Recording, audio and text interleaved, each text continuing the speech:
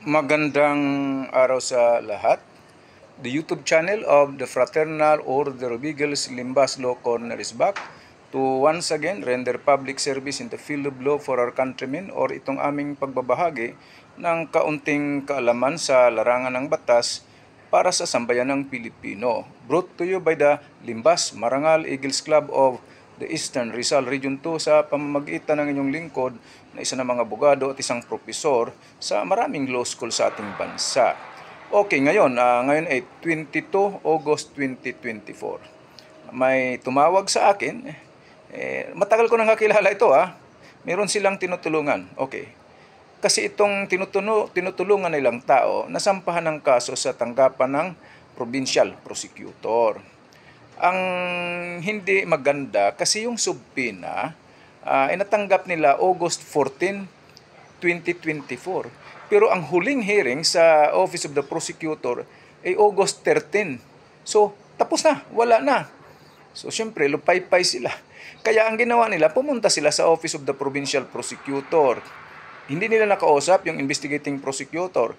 Syempre yung mga prosecutor, ang daming trabaho, hindi lang naman yung preliminary investigation, may mga hearing pa yan sa mga hukuman. Mabuti na lang sa tanggapan ng Office of the Prosecutor, meron namang nagmamagandang loob na sinabi, "Ma'am, sir, ang paraan dyan, mag-file kayo ng motion to reopen preliminary investigation." May nagturo sa kanila, pumunta sila sa Public Attorney's Office.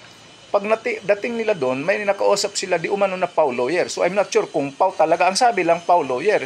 Pero maaring hindi kasi, maaring staff ng Public Attorney's Office. Well, anyway, ito yung sinabi na mag-antay na lang kayo ng resolution ng prosecutor. At kung sakali kakasuhan siya, magpiyansa na lang. Yan, nakakadismaya. Bakit? Ayon sa bagong procedure on preliminary investigation na ipinasa ng the Department of Justice, kung sakali sa ganitong pagkakataon, huli mo nang natanggap yung subpoena, tapos na yung hearing, ang remedy mo ay motion to reopen preliminary investigation. Pero sa kasong ito, hindi nga magawa kasi tinanggihan na ng Public Attorney's Office. Saka itong nakademanda ay talagang hindi ito mayaman, mahirap ito, nag-aaral pa lang ito, at sabing anong tumutulong, walang kapira-pira yung mga taang pamilyang yan. Kami nga lang nagbibigay ng pamasahe, magpapunta ng school, pabalik. Kami, para lang makatapos sila ng pag-aaral. Okay,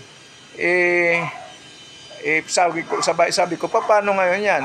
Sabi nila, babalik sila sa Public Attorney's Office. Sabi ko, okay, makiusap, baka sakaling pagbibigyan. Sana pagbigyan. Right? Hindi yung mag-antay na lang ng resolution. Hindi ka mag-antay ng resolution kasi merong paraan. Ano yung paraan? Ayon sa Department of Justice na procedure, you can file a motion to reopen the preliminary investigation. Okay, maraming salamat at magandang araw sa lahat. Sana nakabahagi, nakatulong na naman itong aming club, the Limbas Marangal Eagles Club of the Eastern Rizal Region 2 sa larangan ng batas. Maraming salamat at magandang araw sa lahat.